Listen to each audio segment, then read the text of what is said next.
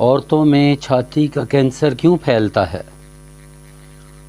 روس کے شہر ماسکو سے نکلنے والے ماہوار ڈائجسٹ اسپوٹنک انگریزی ایڈیشن نے اپنی اگست 1968 کی اشاعت میں doctor Alexander Chaklin, secretary general Soviet cancer society کا ایک مضمون شائع کیا ہے، جس میں انہوں نے اس بات پر تشویش کا اظہار کیا ہے کہ یورپ اور امریکہ کی عورتوں میں سینے کا کینسر بہت تیزی سے پھیل رہا ہے اور اس سے بے شمار اموات واقع ہو رہی ہیں۔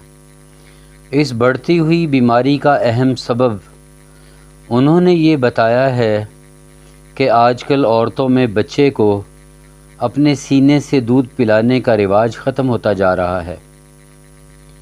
اس مضمون میں وہ لکھتے ہیں، مسلمانوں کے قرآن نے ماؤں کو یہ ہدایت کی ہے کہ وہ 2 سال کی عمر تک بچوں کو دودھ پلائیں۔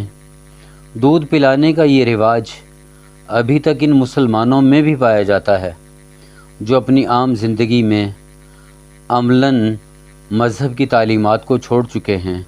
اس کے علاوہ بہت سے غیر مسلموں میں بھی یہ رواج پایا جاتا ہے۔ ماں کا دودھ خواہ کتنی تھوڑی مقدار میں ہو، کبھی بچے کے لیے بہت مفید سمجھا جاتا تھا، لیکن آج کل کی عورتوں نے خاص طور سے امریکہ میں اس طریقے کو بالکل چھوڑ دیا ہے اور اب یہ فیشن عالمگیر ہوتا جا رہا ہے، اور غالباً یہی سبب ہے کہ امریکی عورتوں میں سینے کا سرطان تیزی سے بڑھ رہا ہے۔ 1956 میں امریکہ میں سرطان کی تحقیق کے لیے جو تیسری قومی کانفرنس منعقد ہوئی، اس میں سینے کے کینسر کا یہی سبب بیان کیا گیا تھا۔ اس کے بعد بے شمار تحقیقات سے اس بیان کی تصدیق ہو گئی۔